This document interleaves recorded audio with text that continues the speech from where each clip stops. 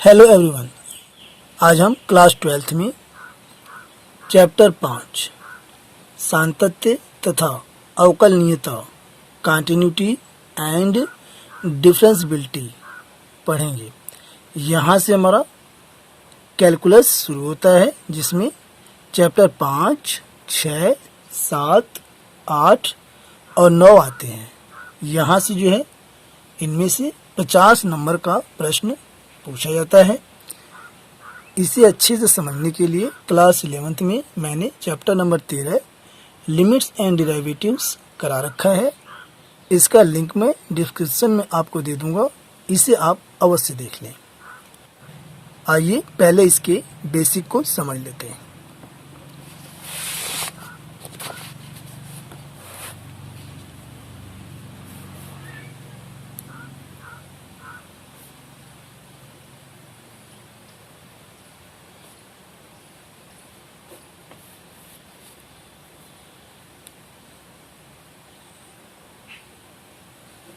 सातत्य तथा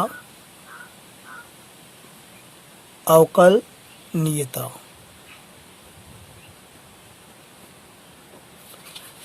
कंटिन्यूटी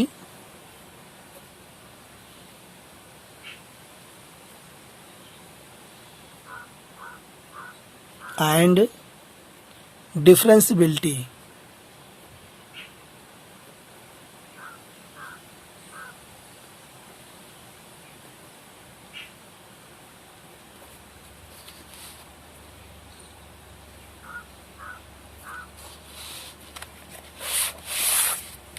माना एक फलन है हमारे पास,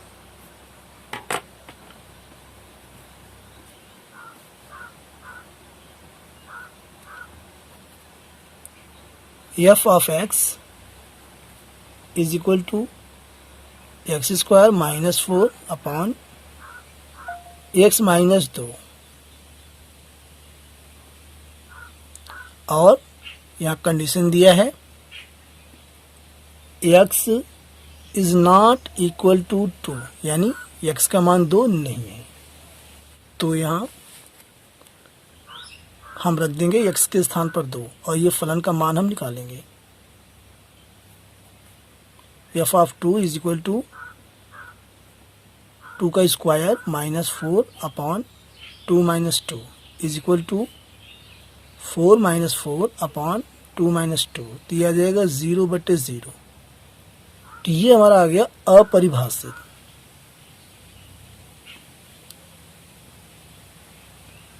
अपरिभाषित इसे हम कहते हैं नॉट डिफाइंड।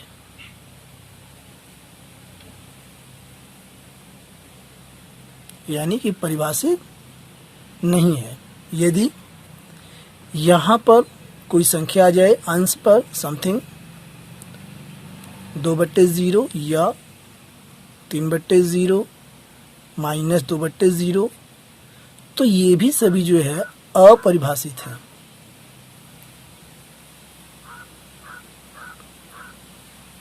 अपरिभाषित है, यानी कि नॉट डिफाइंड।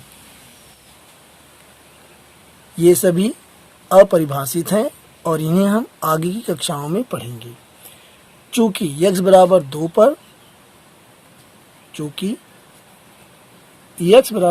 पर यह फलन परिभाषित नहीं है। माना हम x बराबर 2 पर ही मान निकालते हैं, तो यहाँ पर कार्तीय तल पर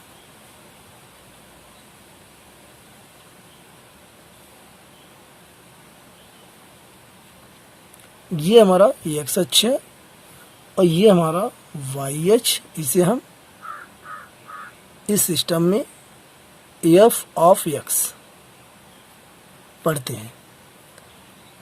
और यहाँ से हमें दिया है x बराबर 2, तो यहाँ हम क्या करेंगे, सबसे पहले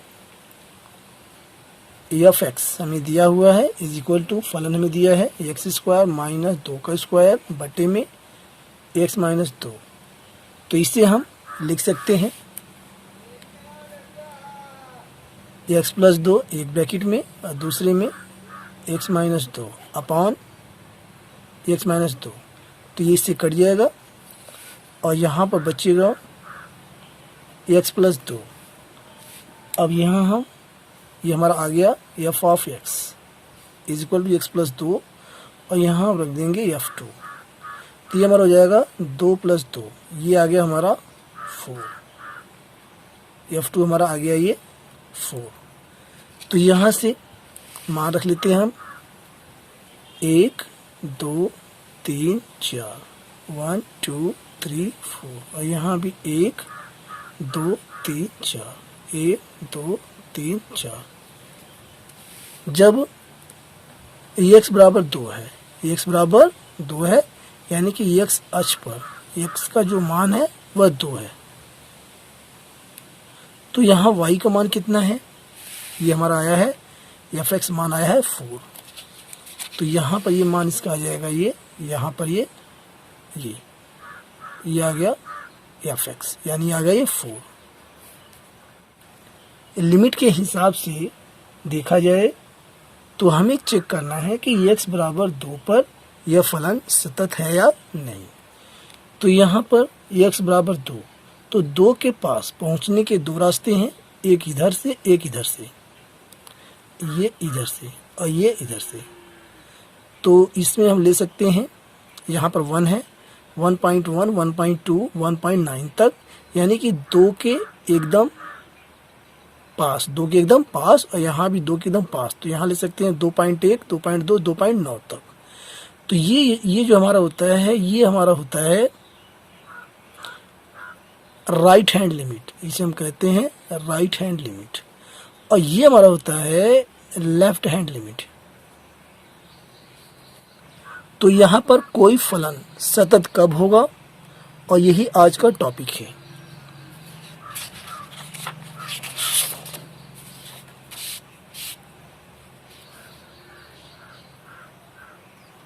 सातत्य, कंटिन्यूटी,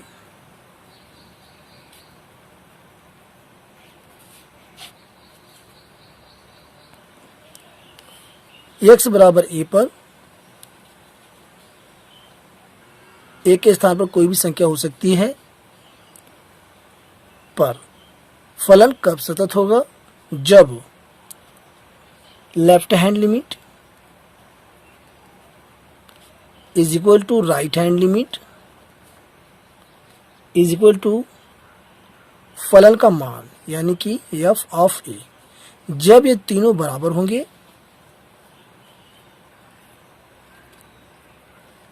तब फलन सतत होगा। और ये इसका फार्मूला है, यहाँ पर आया है लेफ्ट हैंड लिमिट, यानी कि लेफ्ट हैंड लिमिट, लिमिट माने सीमा, तो सीमा उसके आसपास का मान होता है, एग्जैक्टली मान नहीं होता है। जैसे यहाँ पर ये हमारी है ये राइट हैंड लिमिट, यहाँ पर x बराबर 2 पर इसके पास, इसके एकदम पास ये होता है राइट हैंड लिमिट, ये होता है राइट हैंड लिमिट, और इसके इधर ये लेफ्ट हैंड लिमिट, यानी कि एग्जैक्ट मान नहीं होता है, उसके आसपास का मान होता है। और किसी पॉइंट पर फलन का मान, किसी पॉइंट पर फलन का मान, ये किसी पॉइंट पर ये फलन का मान एग्जैक्ट मान होता है, एग्जैक्ट मान होता है। ठीक है, तो यहाँ पर ये क्लियर हो गया कि left hand limit, right hand limit और यहाँ पर ये फलन का मान, जब ये तीनों बराबर होंगे तब जो है फलन सतत होता है। तो क्लियर हो गया। तो लेफ्ट हैंड लिमिट कैसे हम निकालते हैं, आइए। Left hand limit is equal to limit h tends to 0 a minus h, right hand limit is equal to limit h tends to 0 a plus h, और फलन का मान f of a is equal to limit x tends to a, और यहाँ हम निकाल लेंगे फलन का मान। तो इस प्रकार से left hand limit, right hand limit और ये फलन का मान आप निकालेंगे। जब ये तीनों बराबर होंगे तो फलन जो है इस बिंदु पर सतत होगा, जो भी बिंदु वहां पर कहेगा। फलन सतत कब होता है, इसे ग्राफ के जरिए भी समझते हैं।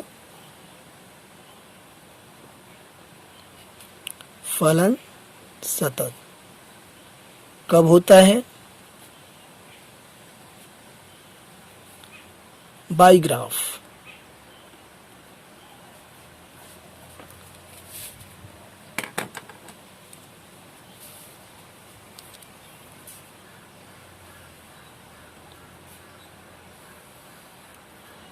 एक्स अक्ष ये हमारा, वाई अक्ष ये होता है एफ ऑफ एक्स। तो जब ये कर्व इस प्रकार से बनता है ऐसे, और ये सीधा जाता है बिना किसी ब्रेक के लगातार ये बढ़ रहा है, इसलिए यह फलन जो है सतत है। इसलिए यह फलन सतत है, यह सतत का ग्राफ है, सतत का ग्राफ है, कंटिन्यूअस का ही ग्राफ है। तो यहां पर हम कह सकते हैं कि यह जो कर्व है यह लगातार बढ़ रहा है और इस पर कहीं भी ब्रेक नहीं है, इसलिए यह सतत फलन है। यहां एक्स डैश बना लें और ये होता है वाई डैश। अब हम बात करते हैं कि फलन सतत कब नहीं होता है। देखिए, तो ये हमारा कंटिन्यूअस फलन था,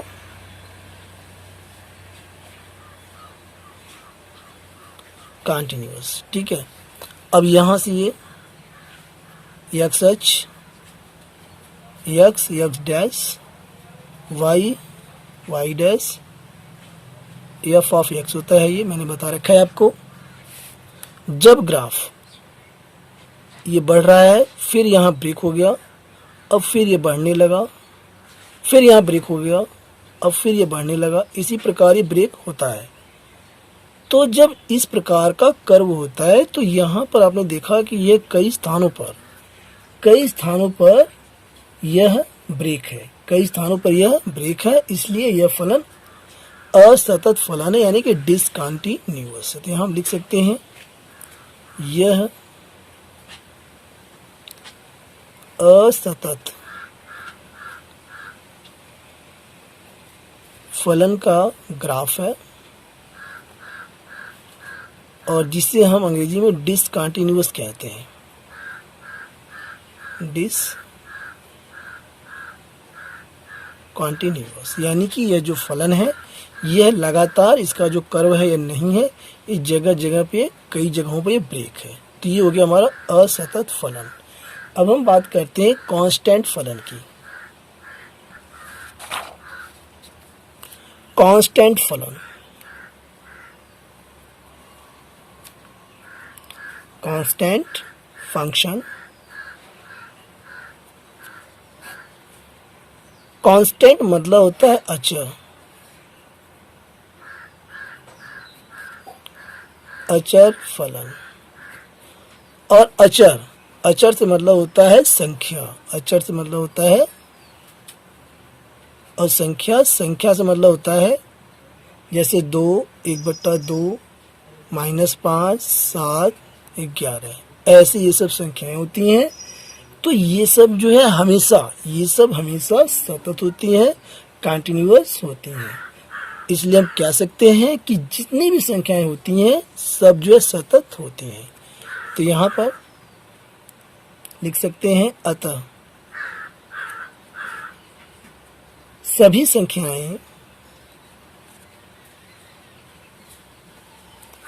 संख्याएं सतत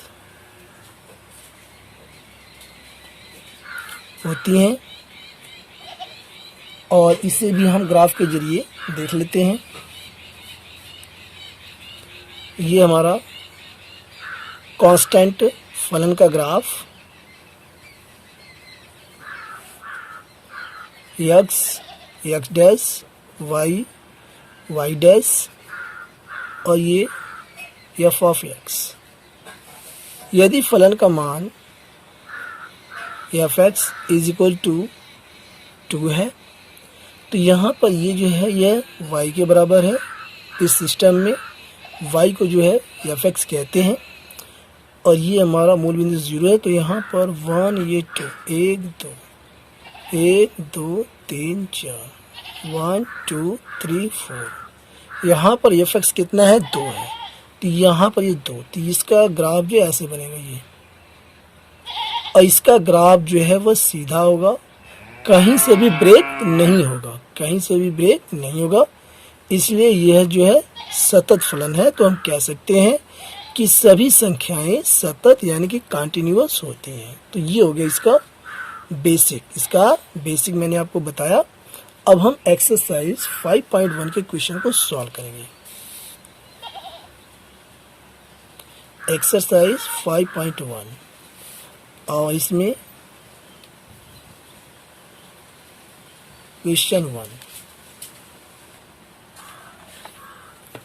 क्वेश्चंस को सॉल्व करने से पहले थोड़ा सा ये एनसीईआरटी बुक में दिया है फार्मूला, इसे देख लेते हैं। 5.2.1 सतत फलनों का बीजगणित अलजेब्रा ऑफ कंटिन्यूअस फंक्शंस। तो यहाँ दिया है प्रमेय 1। मान लीजिए कि f तथा g दो ऐसे वास्तविक फलन हैं जो एक वास्तविक संख्या c के लिए सतत हैं।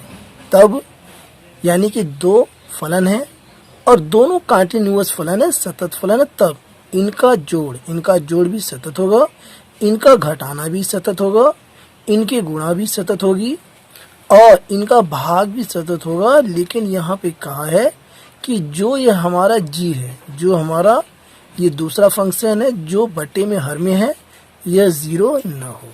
तो इन्हें आप याद कर लेंगे और ये इम्पोर्टेंट है। अब हम एक्सरसाइज के क्वेश्चन को सॉल्व करते हैं।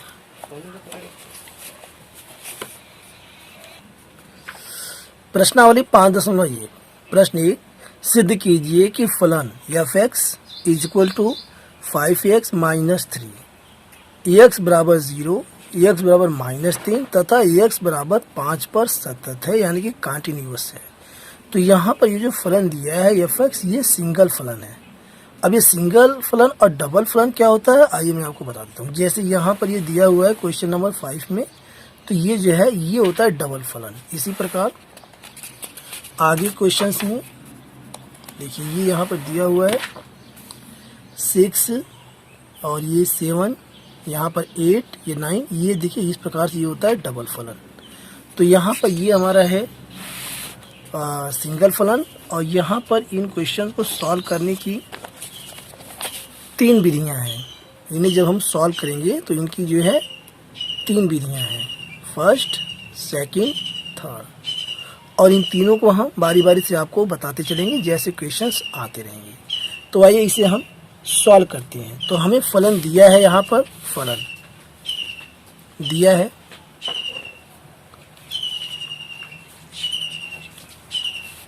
फलन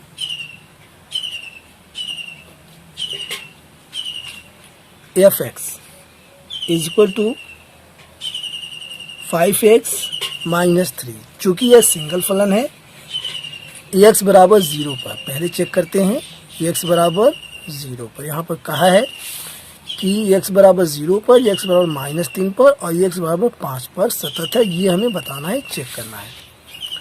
तो x बराबर 0 पर, और इसमें हम क्या करेंगे, डायरेक्ट हम मार देंगे। कैसे, देखिए, limit x tends to 0 f x is equal to limit x tends to 0 5x minus 3। अब यहाँ लिमिट का मान हम रख देंगे, तो ये 5 0 -3, तो ये यहाँ से आ गया, ये हो गया 0 -3, आ गया ये -3। चूँकि limit x tends to 0 f of x is equal to f c, यानी कि कांस्टेंट आ गया है। जो यहाँ पर ये फलन का जो मान है वह कांस्टेंट आया है। कांस्टेंट का हमने आपको बता रखा है, जब कांस्टेंट फलन यानी जब फलन का मान कांस्टेंट आ जाता है तो वह जो हमेशा सतत होता है। मैंने अंत में आपको लास्ट में यहाँ बताया है, ये देखिए कांस्टेंट फंक्शन, जब यहाँ पर फलन का मान कांस्टेंट आ जाता है तो हमेशा वह सतत होता है। तो यहाँ से क्लियर हो गया, इसका मान यहाँ पर आया -3, ये कांस्टेंट है, इसलिए यह जो फलन हमारा है 5x - 3 ये x बराबर 0 पर सतत है, कॉन्टिन्यूअस है। तो यहाँ पर ऐसे इसको कर देते हैं। अतः x बराबर 0 पर दिया गया फलन सतत है, यानी कि कॉन्टिन्यूअस है इंग्लिश में, और ये हो गया इसका आंसर। अब x बराबर -3 पर हम चेक करेंगे। x बराबर -3 पर हमें चेक करना है फलन सतत है या नहीं। Limit x tends to -3 f(x) is equal to limit x tends to -3, और यहाँ पर फलन दिया है 5x -3। अब हम लिमिट यहाँ पर रख सकते हैं। इस पर जब लिमिट रखेंगे तो हो जाएगा 5 - 3 -10 इज इक्वल टू 5 3 15 माइनस का -3 आ गई -18 जो कि कांस्टेंट है। तो यहाँ पर हम लिखेंगे चूँकि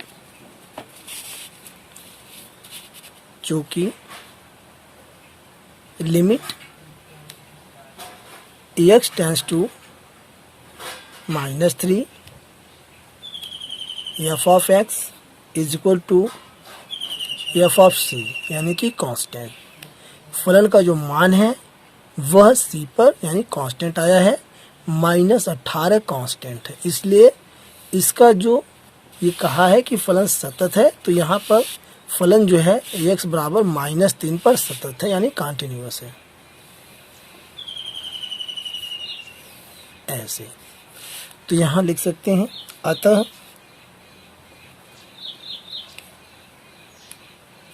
x बराबर -3 पर x बराबर -3 पर दिया गया फलन सतत है, फलन सतत है।